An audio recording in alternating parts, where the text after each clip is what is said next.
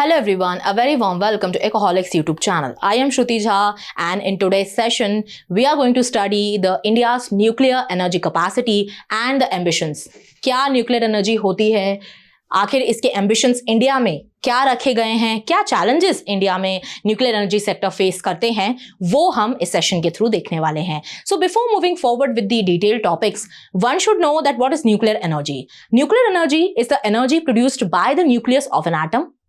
और आपको पता है न्यूक्लियस में क्या क्या होता है, तो आपको प्रोटॉन्स देखने को मिलते हैं और यहां पे आप देखोगे कि न्यूट्रॉन्स भी देखने को मिलते हैं. ठीक है, तो ये दो चीजें जो है वो आपको न्यूक्लियस में देखने को मिलती हैं और दो प्रोसेस के थ्रू न्यूक्लियस की जो न्यूक्लियर एनर्जी है उसको डेवलप किया जाता है, प्रोड्यूस किया जाता है. और वो दो प्रोसेस होते हैं, एक होता है फ्यूजन और एक होता है फिजन. फ्यूजन में अगर आप देखो तो दो न्यूक्लियाई जो हैं वो एक न्यूक्लियस बनाने के लिए इन्वॉल्व होते हैं. व्हेन न्यूक्लियर फ्यूज टुगेदर, यहां पे आप देखो कि फ्यूजन कैरी आउट होता है इस तरीके से और एक बड़ा जो है वो न्यूक्लियस बन के निकलता है और एनर्जी क्रिएट होती है. वहीं अगर आप फिजन की बात करो तो दो इंडिविजुअल न्यूक्लियाई एक जो है यहां पे कोशिश करते हैं कि फिजन में क्या होता है कि यहां पे स्प्लिट्स हो जाते हैं मल्टीपल पार्ट्स में. ठीक है, एक अगर बड़ा न्यूक्लियाई होगा तो वो दो मल्टीपल पार्ट्स में डिवाइड हो जाएगा, वो होता है आपका फिजन. और फ्यूजन होता है जब दो न्यूक्लियाई मिलके एक बड़ा न्यूक्लियस फॉर्म करते हैं. ठीक है, अब आपको पता है कि जब न्यूक्लियर एनर्जी इंडिया में कब स्टार्ट हुई थी, तो न्यूक्लियर एनर्जी का डेवलपमेंट अगर आप बोलो तो एटॉमिक एनर्जी कमीशन के बनने से ही वहां पर शुरुआत हो गई थी न्यूक्लियर एनर्जी डेवलप करने के लिए. और ये आपका जो कमीशन है वो आपका 1948 में बना था. ठीक है, अब अगर हम आगे देखें कि करंट न्यूक्लियर कैपेसिटी, तो क्या इंडिया के एम्बिशंस अब देखने को मिल रहे हैं. न्यूक्लियर एनर्जी की बात आप क्यों कर रहे हो, क्योंकि ऑब्वियसली हम जब जी रहे हैं इस एरा में तो हमको पता है कि रिन्यूएबल एनर्जी के केस की हम बात करते हैं कि कौन कौन सी ऐसी एनर्जीज हैं जो रिन्यूएबल हो, रिसाइक्लेबल हो, कम से कम जो है वो कार्बन फुटप्रिंट को पैदा करें. तो ये सारी चीजें जो है हमको देखनी पड़ती हैं. अब यहां पे अगर आप इंडियन कैपेसिटी की बात करो तो अभी इंडिया की जो कैपेसिटी निकलकर सामने आ रही है वो है 8.2 गीगावाट और इसको बढ़ा के 14 गीगावाट की करने की बात आ रही है. कब तक, तो यहां पे कोशिश की जाएगी कि 2029 तक 14 गीगावाट पर हम न्यूक्लियर एनर्जी का डेवलपमेंट करने लगे. इसके अलावा अगर आप लॉन्ग टर्म गोल को अचीव करने की बात करो तो यहां पे 20 से 22 gigawatt up to the year of 2031, ये सारे स्टैटिस्टिक्स बहुत इंपॉर्टेंट हैं बिकॉज ये एग्जाम्स में डायरेक्टली पूछे जाते हैं कि भाई कब तक India is trying to achieve the net zero carbon emissions up to which year, है ना, और कैसे न्यूक्लियर एनर्जी कैपेसिटी कैसे इंडिया देख रहा है, किस ईयर में अचीव करने को देख रहा है, कितने गीगावाट इंडिया को अचीव करना है. तो ये सारे जो स्टैट्स हैं आपको वहां पर काम आएंगे. इसके अलावा अगर आप देखो कि जो फाइनल हमारा जो अचीवमेंट इंडिया देख रही है, इंडिया का जो लार्जर लॉन्ग टर्म गोल है वो है to produce the nuclear energy of up to 100 gigawatt by the year of 2047. तो आपको ये चीजें भी याद रखनी है कि भाई 100 गीगावाट की न्यूक्लियर एनर्जी बनाने का एम्बिशन हमारा भारत रख रहा है up to the year of 2047. Now अब देखिए यहां पे अगर आप देखो तो इसमें कोशिश की जा रही है कि इंडिया की जो एनर्जी सिक्योरिटी है वो की जाए, क्योंकि आप जो आपके नॉन रिन्यूएबल सोर्सेज होते हैं, कोल हो गया, पेट्रोलियम हो गया, इनमें आप ज्यादा देर तक डिपेंडेंट अब नहीं रह सकते हो, क्योंकि ये क्या हो रहे हैं, ये अब एलिमिनेट हो रहे हैं, कम होते जा रहे हैं. तो आपको ऐसी एनर्जी पे शिफ्ट होना होगा जो आपको लॉन्गर टर्म तक आपको एनर्जी की तरफ सिक्योर रखे और आपके एनवायरमेंट को भी ज्यादा नुकसान ना पहुंचाए. ठीक है, now the country also excels in the PHWR, which are pressurized heavy water reactors. Now moving forward, is nuclear energy a renewable energy source? क्योंकि हम renewable energy की इतनी ज्यादा बात कर रहे हैं तो देखिए nuclear energy is not a renewable energy source first of all, but it is kept in the group with the renewable energy sources. Why? देखिए बहुत सारे ऐसे reasons हैं क्यों उसको रखा गया है. पहला तो उसका reason है reliability. काफी ज्यादा reliable होते हैं ये जो nuclear power plants होते हैं, ये 24 hours तक आपका production करते रहते हैं nuclear energy का. दूसरी चीज है कि इसका जो fuel होता है वो 96% तक recyclable होता है. तो आपका waste तो generate हो रहा है but most of the चीजें जो है यहाँ पे आप रिसाइकिल कर सकते हो. फिर उसके बाद अगर आप देखो कि आपको यहां पर लो कार्बन फुटप्रिंट भी देखने को मिलता है. तो यहां पे क्योंकि सरकार का एक मानना है, सरकार का एक विजन है कि हमको नेट जीरो कार्बन एमिशंस को अचीव करना है, तो अगर हम ऐसी एनर्जी की तरफ शिफ्ट करें जो कि कार्बन एमिशंस कर ही नहीं रही है तो हमारे लिए बहुत अच्छी बात होगी. वहां nuclear energy comes into picture और इसीलिए न्यूक्लियर एनर्जी एमिशन की तरफ, न्यूक्लियर एनर्जी प्रोडक्शन की तरफ इतना ज्यादा इंडियन गवर्नमेंट अब ध्यान देने लगी है। यहाँ पे अगर आप देखोगे तो यहाँ पे बहुत ज्यादा लोअर कार्बन फुटप्रिंट होता है अगर आप कंपेयर करो किससे, तो अगर आप यहाँ पर सोलर और विंड रिन्यूएबल एनर्जी से कंपेयर करोगे न्यूक्लियर एनर्जी को, उनसे भी कम कार्बन फुटप्रिंट न्यूक्लियर एनर्जी आपको प्रोवाइड करती है। ठीक है, अच्छा अब एक रीजन और है कि न्यूक्लियर एनर्जी आपको पता है कि it is developed with uranium and thorium. ठीक है, यूरेनियम एंड थोरियम से इसको बनाया जाता है। अब later on we can say that uranium and thorium are also mined and processed.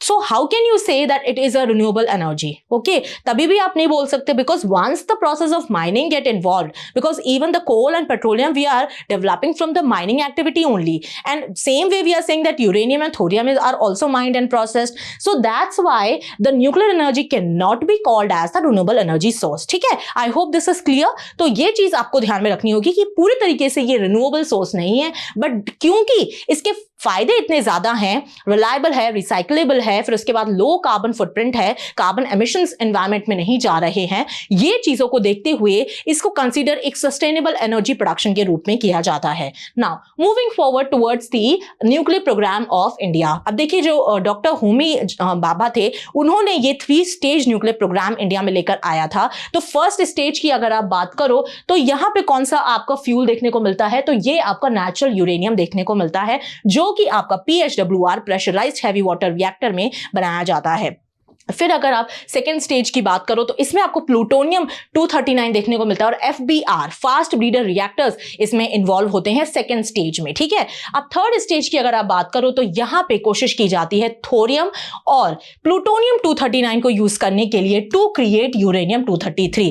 तो ये जो थर्ड स्टेज है ये बहुत इंपॉर्टेंट है क्योंकि यहाँ पे थोरियम का यूज हो रहा है और आपको पता है कि इंडिया में जो थोरियम है वो बहुत ज्यादा बड़े लेवल पे रिजर्व्स पाई गई हैं। Although we are not able, we are not self reliant in cases of developing the thorium, तो वो ग्राउंड लेवल पे तो मौजूद है बट हम उसको प्रोड्यूस करने में अभी इतने ज्यादा सक्षम नहीं है। तो सरकार को कोशिश करनी चाहिए कि भाई कैसे हम जो थोरियम है हम उसको अपने ही इंडिया में डेवलप करें, क्योंकि हमारे पास उसके रिजर्व्स काफी पाए गए हैं। केरला में भी आपको पता है कि वहां पर थोरियम देखने को मिलता है। ठीक है, so these were the stages. Now coming to the challenges of nuclear energy, क्योंकि जो टॉपिक ही हमारा था वो था इंडिया का न्यूक्लियर एम्बिशन और चैलेंज। तो एम्बिशंस तो हमने सब देख लिए, अब हम चैलेंजेस देख रहे हैं। तो देखिए सबसे पहले तो बहुत ही ज्यादा हाई इनिशियल कॉस्ट होती हैं और इसकी मेंटेनेंस कॉस्ट भी हाई होती है। तो यहाँ पे आपको देखना होगा कि पहले तो आपके पास कैपिटल होनी चाहिए सबसे पहले, अगर आप न्यूक्लियर एनर्जी प्रोडक्शन की तरफ कोई भी स्टेप लेने का सोच रहे हो तो। फिर आपका अगर आप दूसरी चैलेंज की बात करो तो वेस्ट मैनेजमेंट। आपको पता है कि अगर आप न्यूक्लियर एनर्जी डेवलप करने की बात कर रहे हो तो आपके पास रेडियो एक्टिव वेस्ट बहुत ज्यादा मात्रा में आएगा। अब वो वेस्ट का अगर आप डंपिंग, उसका मैनेजमेंट अगर आप सही तरीके से नहीं करोगे तो वो आपकी ह्यूमन काइंड, जो आपके रेसिडेंट्स हैं, जो आपकी पॉपुलेशन है, आपकी जनता है, उसको जो है वो अफेक्ट कर सकता है, उनको कोई डिजीजेस प्रोवाइड कर सकता है, उनको हेल्थ इश्यूज दे सकता है। फिर इसके बाद अगर आप देखो थर्ड में तो पब्लिक अपोजिशन, क्योंकि न्यूक्लियर डिजास्टर्स इतने हमने देखे हैं, चेरनोबिल ले लीजिए, और भी जो न्यूक्लियर रेडियो एक्टिविटी की वजह से डिजास्टर्स हो जाते, उस वजह से जनता में, जो इंडिविजुअल्स में खौफ बना हुआ है। तो वो खौफ जो है उस वजह से भी लोग अवॉइड करते हैं कि न्यूक्लियर प्लांट अगर कहीं बनाया जा रहा है, गवर्नमेंट सोच भी रही है, वहां पे एक ऑपोजिशन आ जाता है कि यहाँ पे न्यूक्लियर पावर प्लांट नहीं बनाया जाएगा। फिर फोर्थ अगर आप देखो तो एनवायरमेंट सस्टेनेबिलिटी, ये तो मैंने आपको बताया कि क्योंकि डंपिंग वगैरह इन्वॉल्व है, यहाँ पे रेडियो एक्टिव वेस्ट आप डंप कर रहे हो, अगर सही तरीके से आपने नहीं किया तो वो आगे जो ह्यूमन काइंड की जनरेशंस हैं उनको बहुत लॉन्गर इंपैक्ट दे सकता है। ठीक है, यहां पे ये अगर आप देखो सिक्स्थ वाला पॉइंट है high overall life time cost यहाँ पे देखने को मिलती है। तो मैंने आपको बताया कि इनिशियल कॉस्ट भी हाई है और ओवर टाइम लाइफ टाइम भी इसकी कॉस्ट हाई है। फिर ये जो अगर आप देखो तो nuclear fuel supply which was the fifth point, यहाँ पे न्यूक्लियर फ्यूल सप्लाई आपको कॉन्स्टेंटली प्रोवाइडेड होना चाहिए। अगर फ्यूल नहीं आएगा तो एनर्जी भी डेवलप नहीं हो पाएगी। अब इसके बाद अगर हम देखें कि भाई अभी क्या सिचुएशन है, करंट सिचुएशन क्या चल रही है, तो देखिए मोस्टली प्रोजेक्ट्स आपको न्यूक्लियर एनर्जी में डिलेड देखने को मिलेंगे। पहले अगर आप देखो तो एक 500 मेगावाट का prototype fast breeder reactor which was PFBR, ये 2004 में बन गया था, बट अभी तक इसका अगर आप देखो, इसका कंस्ट्रक्शन अगर देखो 2004 में स्टार्ट किया गया था, बट अभी तक ये डेवलप नहीं हो पाया है। ठीक है, इसके बाद अगर आप देखो advanced heavy water reactor which is AHWR, ये बन के तैयार है बट इसका डिप्लॉयमेंट अप्रूवल अभी वेटिंग में हैं, तो ये भी एक इशू है। फिर इसके बाद देखो तो Indian high temperature reactor is also delayed, ठीक है। अब इसके अलावा एक टेक्नोलॉजी जरूर इंडिया में आ गई है कि स्मॉल मॉड्यूलर रिएक्टर्स टेक्नोलॉजी जो है वो जरूर इंडिया में एमर्ज कर रही हैं, बट अगर इस तरीके के डिलेज आपको देखने को मिलेंगे तो फिर जो आप सेल्फ रिलायंस सोच रहे हो कि आपको न्यूक्लियर एनर्जी प्रोडक्शन में देखने को मिलेगी, वो आपको नहीं मिल पाएगी, ठीक है। तो यहां पर इंडियन गवर्नमेंट को थोड़ा सा ध्यान देना चाहिए और देखना चाहिए कि सारे जो भी प्रोजेक्ट्स हैं जो डिले चल रहे हैं वो टाइम पर खत्म हो और न्यूक्लियर एनर्जी प्रोडक्शन जल्द से जल्द स्टार्ट हो। Thank you so much for watching. I hope आपको न्यूक्लियर एनर्जी से रिलेटेड थोड़े इंसाइट्स इस सेशन के थ्रू मिले होंगे। Don't forget to subscribe to our channel Ecoholics. Till then पढ़ते रहिए, खुश रहिए। जय हिंद, जय भारत।